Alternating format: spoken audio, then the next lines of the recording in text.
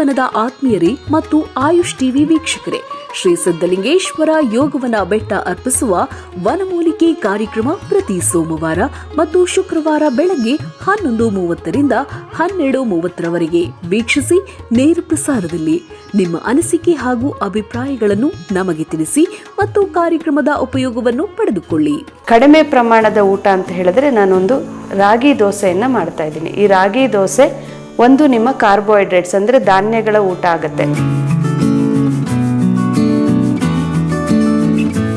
Sugar ಪೇಷಂಟ್ಸ್ಗೆ ಮತ್ತು ತೂಕ ಇಳಿಸೋರಿಗೆ ತುಂಬ ಒಳ್ಳೆಯದು.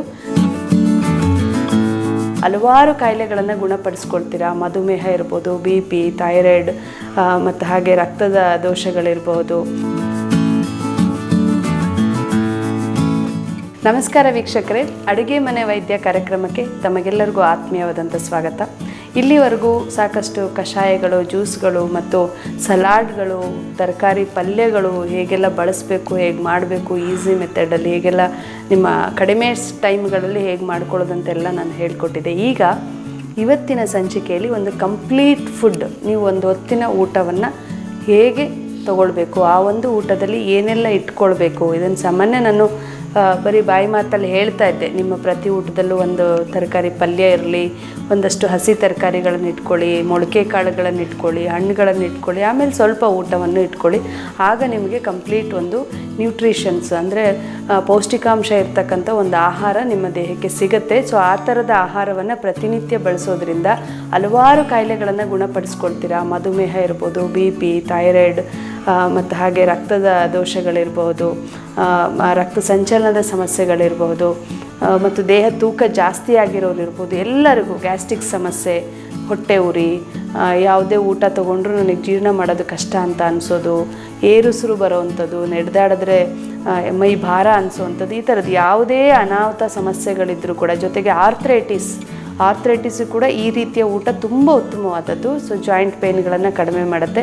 ಇಂಥ ಒಂದು ಊಟವನ್ನು ಹೇಗೆ ರೆಡಿ ಮಾಡ್ಕೊಳ್ಳೋದು ಅಂತ ಇವತ್ತು ನೋಡೋಣ. ನಾನು ಇವತ್ತಿನ ಊಟದಲ್ಲಿ ಎಲ್ಲ ತರಕಾರಿಗಳ ಜೊತೆ ಕಡಿಮೆ ಪ್ರಮಾಣದ ಊಟ ಅಂತ ಹೇಳಿದ್ರೆ ನಾನೊಂದು ರಾಗಿ ದೋಸೆಯನ್ನು ಮಾಡ್ತಾಯಿದ್ದೀನಿ. ಈ ರಾಗಿ ದೋಸೆ ಒಂದು ನಿಮ್ಮ ಕಾರ್ಬೋಹೈಡ್ರೇಟ್ಸ್ ಅಂದರೆ ಧಾನ್ಯಗಳ ಊಟ ಆಗುತ್ತೆ. ದಿನನಿತ್ಯ ನೀವು ಬಳಸುವಂಥ ಊಟದಲ್ಲಿ ಈ ರಾಗಿ ದೋಸೆ. ಸೊ ಇದು ನಿಮಗೆ ಶುಗರ್ ಪೇಷಂಟ್ಸ್ಗೆ ಮತ್ತು ತೂಕ ಇಳಿಸೋರಿಗೆ ತುಂಬ ಒಳ್ಳೆಯದು. ಇದನ್ನು ನೀವು ಮಾಡ್ಕೊಳ್ಬೋದು. ಈಗ ರಾಗಿ ದೋಸೆ ಜೊತೆಗೆ ಎಲ್ಲ ಐಟಮ್ಗಳನ್ನು ನಾವು ಹೇಗೆ ಅರೇಂಜ್ ಮಾಡ್ಕೊಳ್ಳೋದು ಅಂತ ಮೊದಲಿಗೆ ನಾವಿವಾಗ ದೋಸೆ ಹಾಕೋಣ.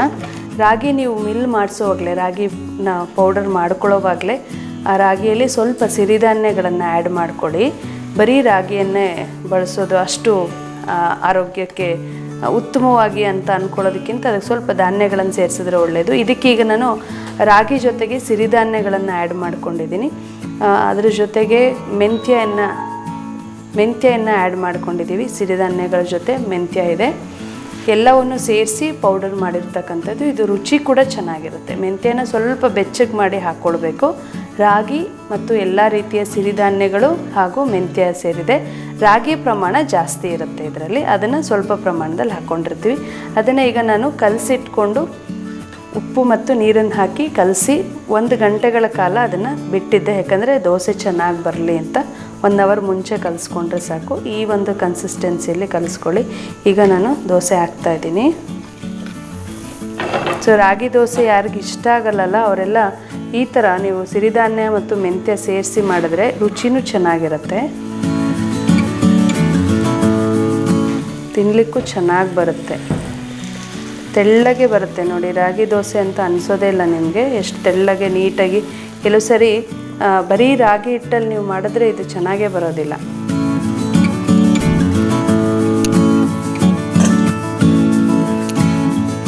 ಸೊ ಮೇಲಿಂದ ಸ್ವಲ್ಪ ಆಯಿಲನ್ನು ಹಾಕ್ತಾಯಿದ್ದೀನಿ. ಆಯಿಲ್ ಅಥವಾ ನೀವು ತುಪ್ಪವನ್ನು ಬಳಸ್ಕೊಳ್ಬೋದು. ಇದಕ್ಕೊಂದು ಪ್ಲೇಟನ್ನು ಮುಚ್ಚೋಣ, ಸ್ವಲ್ಪ ನೀಟಾಗಿ ಬೇಯಲಿ ಅದು ರಾಗಿ ದೋಸೆ. ಅಕ್ಕಿ ದೋಸೆನ ನಾವು ಹಾಗೆ ಹಾಕ್ಬೋದು. ರಾಗಿ ದೋಸೆ ಹಾಕುವಾಗ ಮೇಲೆ ಮುಚ್ಚಿದ್ರೇ ಅದು ಚೆನ್ನಾಗಿ ಕಾಣಿಸೋದು, ಬೇಯೋದು. ಇಲ್ಲಾಂದರೆ ಇದೆಲ್ಲ ಹಸಿಟ್ಟು ಹಾಗೇ ಕಾಣಿಸ್ತಿರುತ್ತೆ, ಚೆನ್ನಾಗಿ ಬೆಂದಿರೋದಿಲ್ಲ.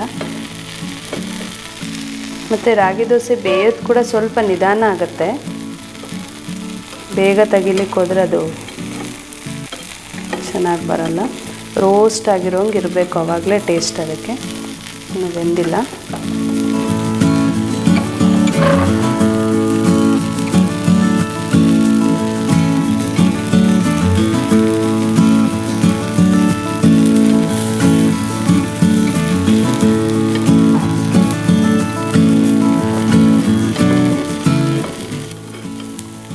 ರಾಗಿ ದೋಸೆನೇ ಯಾಕೆ ಮಾಡ್ತಾಯಿದ್ದೀನಿ ಅಂದರೆ, ಆಲ್ಮೋಸ್ಟ್ ಶುಗರ್ ಪೇಷಂಟ್ಸ್ಗೆ ರಾಗಿ ಮುದ್ದೆ ಬಿಟ್ಟು ಬೇರೆ ಏನು ನೆನಪಿಗೆ ಬರೋದಿಲ್ಲ. ಗೋಧಿ ಚಪಾತಿ, ರಾಗಿ ಮುದ್ದೆ. ರಾಗಿ ಒಳ್ಳೇದೌದು, ಆದರೆ ನೀವು ಪದೇ ಪದೇ ಮುದ್ದೆನೇ ತಿಂತಾಯಿದ್ರೆ ಜೀರ್ಣಶಕ್ತಿ ಕಷ್ಟ ಆಗುತ್ತೆ. ಬೆಳಗ್ಗೆ ಮುದ್ದೆ, ರಾತ್ರಿ ಮುದ್ದೆ ಅಂತ ತಿಂತಾಯಿದ್ರೆ. ಅದಕ್ಕೋಸ್ಕರ ಅಟ್ಲೀಸ್ಟ್ ಆಗಾಗ ಈ ಥರ ರಾಗಿ ದೋಸೆ ಮಾಡಿಕೊಂಡ್ರೆ ಇದು ಸಾಫ್ಟ್ ಡಯಟ್ ಆಗುತ್ತೆ. ದೋಸೆ ಬೆಂದಿದೆ ನೋಡಿ, ಎಷ್ಟು ಚೆನ್ನಾಗಿ ಬಂದಿದೆ. ಸೊ ಹೀಗೆ ನೀವು ಬರೀ ರಾಗಿನ ಮಿಲ್ ಮಾಡಿಸಿ ಮಾಡಿದ್ರೆ ಈ ಥರ ಬರಲ್ಲ. ಅದಕ್ಕೆ ಸಿರಿಧಾನ್ಯ ಮತ್ತು ಮೆಂತ್ಯ ಹಾಕಿರೋದ್ರಿಂದ ನೋಡಲಿಕ್ಕೆ ನೋಡಿ ಮಸಾಲೆ ದೋಸೆ ಥರ ಕಾಣ್ತಾ ಇದೆ.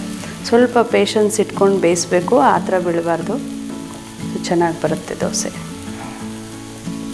ವಯಸ್ಸಾದವ್ರಿಗೆ, ಹಲ್ಲಿಲ್ಲದೆ ಇರೋರಿಗೆ ರೊಟ್ಟಿ ತಿನ್ನೋಕ್ಕಾಗಲ್ಲ ಅಂದರೆ ನೋಡಿ ಈ ಥರ ದೋಸೆ ಮಾಡ್ಕೋಬೋದು. ಟೇಸ್ಟು ಚೆನ್ನಾಗಿರುತ್ತೆ, ಆರೋಗ್ಯಕ್ಕೂ ಒಳ್ಳೆಯದು, ಜೀರ್ಣನೂ ಚೆನ್ನಾಗಾಗುತ್ತೆ. ಮುದ್ದೆ ತಿಂದು ಜೀರ್ಣ ಆಗಲ್ಲ ಅನ್ನೋರು ರಾಗಿಯನ್ನು ಈ ಥರ ಮಾಡ್ಕೋಬೋದು. ರಾಗಿ ಗಂಜಿ ಮಾಡ್ಕೋಬೋದು, ರಾಗಿ ಮಾಲ್ಟ್ ಮಾಡ್ಕೊಳ್ಬೋದು. ಮತ್ತು ಬೇರೆ ಬೇರೆ ಆಹಾರಗಳಲ್ಲೂ ನೀವು ರಾಗಿನ ಆ್ಯಡ್ ಮಾಡ್ಬೋದು. ಈಗ ಸಿರಿಧಾನ್ಯದ ಗಂಜಿ ಮಾಡುವಾಗ ಸ್ವಲ್ಪ ರಾಗಿ ಆ್ಯಡ್ ಮಾಡ್ಕೊಳ್ಳಿ, ಗೋಧಿ ಲೆಸ್ ಮಾಡಿ. ಗೋಧಿ ಬೇಡ, ಅದಕ್ಕೆ ರಾಗಿ ಹಾಕ್ಕೊಳ್ಳೋದು. ಯಾವತ್ತೂ ನಾವು ಹೊಟ್ಟೆ ತುಂಬೋವರೆಗೂ ತಿನ್ನಬಾರ್ದು, ಹೊಟ್ಟೆನ ಖಾಲಿನೂ ಬಿಡಬಾರ್ದು. ಅದು ಗೊತ್ತಿರಬೇಕು. ನೋಡಿ ದೋಸೆ ರೆಡಿ ಆಯಿತು, ಗರಿ ಗರಿಯಾದ ದೋಸೆ ತುಂಬ ಚೆನ್ನಾಗಿ ಬಂದಿದೆ. ದೋಸೆ ನೀವು ಒಂದು ದೋಸೆ ತಿಂದರೆ ಸಾಕು ಅನ್ನಿಸ್ಬೇಕು, ಆ ಥರ ನಿಮ್ಮ ಊಟ ರೆಡಿ ಆಗಬೇಕು. ಈಗ ಒಂದು ದೋಸೆ ಇಟ್ಟಿದ್ದೀನಿ. ಈಗ ದೋಸೆಗೆ ಒಂದು ಪಲ್ಯ ಕೂಡ ಈಸಿಯಾಗಿ ಮಾಡೋವಂಥದ್ದು. ಯಾವುದೇ ತರಕಾರಿಯನ್ನು ನೀವು ಪಲ್ಯದಲ್ಲಿ ಬಳಸ್ಬೋದು. ಏನಂದರೆ ಪಲ್ಯಕ್ಕೆ ಯಾವಾಗಲೂ ಮಸಾಲೆ ಹಾಕಬೇಡಿ, ಹಸಿರು ಮೆಣಸಿನ್ಕಾಯಿ ಹಾಕಬೇಡಿ, ಖಾರ ಜಾಸ್ತಿ ಮಾಡಬೇಡಿ. ನೀವು ಒಂದು ದೋಸೆ ತಿಂತಿದ್ದೀರಾ ಅಂದರೆ 2ರಷ್ಟು ತರಕಾರಿಯನ್ನೇ ತಿನ್ನಬೇಕು. ನೋಡಿ ಹೀಗೆ ಒಂದು ಬಟ್ಲು ಪಲ್ಯ, 1 ಬಟ್ಲಷ್ಟು ತರಕಾರಿಯಿಂದ ಸಲಾಡ್ ಮಾಡಿದ್ದೀನಿ. ಸೊ ತರಕಾರಿ ಸಲಾಡನ್ನು ಹಾಕ್ಕೊಳ್ತಾ ಇದ್ದೀನಿ ಬೌಲ್ಗೆ.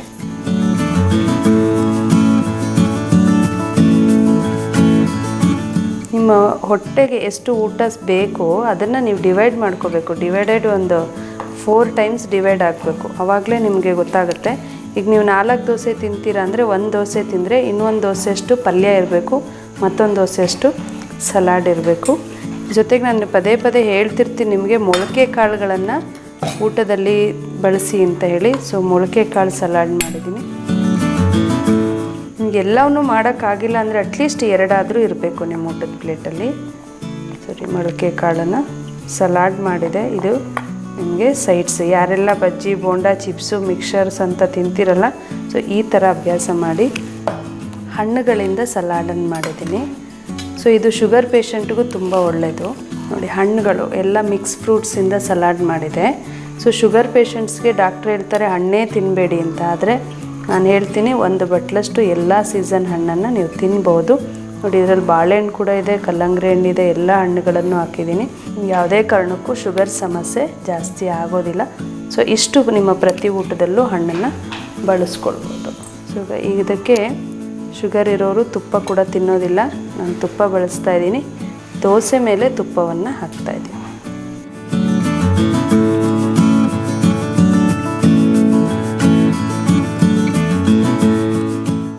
ಈ ಥರ ಒಂದು ಊಟವನ್ನು ನೀವು ತಗೊಂಡ್ರೆ ಯಾಕೆ ಕಾಯಿಲೆ ಬರುತ್ತೆ?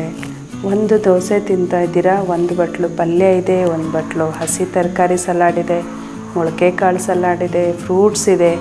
ಇಲ್ಲಿ ನಿಮಗೆ ಬೆನಿಫಿಟ್ಸ್ ಏನಂತ ಹೇಳಿದ್ರೆ, ನೀವೀಗ ಇದಿಷ್ಟೆಲ್ಲ ತಿಂದರೆ ನಿಮ್ಗೆ ಹೊಟ್ಟೆ ತುಂಬುತ್ತೆ. ಯಾಕಂದರೆ ದೋಸೆ ಕಡಿಮೆ ಇಟ್ಕೊಂಡಿದ್ದೀರಾ, ಇಷ್ಟೆಲ್ಲ ತಿನ್ನೋದ್ರಿಂದ ನಿಮ್ಮ ಹೊಟ್ಟೆ ತುಂಬುತ್ತೆ. ಹಿಂಗೂ ತಿನ್ಬೋದು, ಅಥವಾ ಇದೊಂದು ಪಲ್ಯ ಇಟ್ಕೊಂಡು ಇದನ್ನೆಲ್ಲ ಲೆಸ್ ಮಾಡಿ ಇನ್ನೊಂದು 4 ದೋಸೆನೂ ತಿನ್ಬೋದು.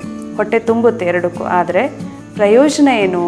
ಇದರಲ್ಲಿರೋ ಅಂಶ ಸಿಗೋದಿಲ್ಲ, ಮೊಳಕೆ ಕಾಳಲ್ಲಿರೋ ಅಂಶ ಸಿಗಲ್ಲ, ತರಕಾರಿಲಿರೋ ಅಂಶ ಸಿಗಲ್ಲ. ಸುಮ್ಮನೆ ಒಂದು ಪಲ್ಯದಲ್ಲೋ ಚಟ್ನಿಲೋ ಒಂದು 4-5 ದೋಸೆ ತಿಂದ್ರಿ ಅಂದರೆ ನಿಮ್ಗೆ ಊಟ ಜೀರ್ಣನೂ ಆಗಲ್ಲ, ಮಲಬದ್ಧತೆ ಸಮಸ್ಯೆ ಆಗುತ್ತೆ. ಜೊತೆಗೆ ಮಧುಮೇಹಿಗಳಿಗೆ ಏನು ಸಮಸ್ಯೆ ಆಗುತ್ತೆ ಅಂದರೆ, ನಿಮ್ಮ ಕಾರ್ಬೋಹೈಡ್ರೇಟ್ಸಲ್ಲಿ, ಧಾನ್ಯದಲ್ಲಿ ಗ್ಲೂಕೋಸ್ ಜಾಸ್ತಿ ಇರುತ್ತೆ. ನೀವು ರಾಗಿನೇ ತಿಂದರೂ ಗ್ಲೂಕೋಸ್ ಸಿಗುತ್ತೆ, ಅಕ್ಕಿಲಿ ತಿಂದರೂ ಗ್ಲೂಕೋಸ್ ಸಿಗುತ್ತೆ. ಆದರೆ ಅಕ್ಕಿಲಿ ಜಾಸ್ತಿ ಸಿಗುತ್ತೆ, ರಾಗಿಲಿ ಕಡಿಮೆ ಸಿಗುತ್ತೆ. ಹಾಗಂತ ಹೊಟ್ಟೆ ತುಂಬ ನೀವು ರಾಗಿನೇ ತಿಂದರೆ ಅದರಲ್ಲಿ ಗ್ಲೂಕೋಸ್ ಜಾಸ್ತಿ ಸಿಗುತ್ತಲ್ಲ. ಸೊ ಗ್ಲೂಕೋಸ್ ಹೆಚ್ಚಿಗೆ ದೇಹಕ್ಕೆ ಹೋಗೋದೇ ನಿಮ್ಮ ಮಧುಮೇಹಕ್ಕಿರೋ ತೊಂದರೆ.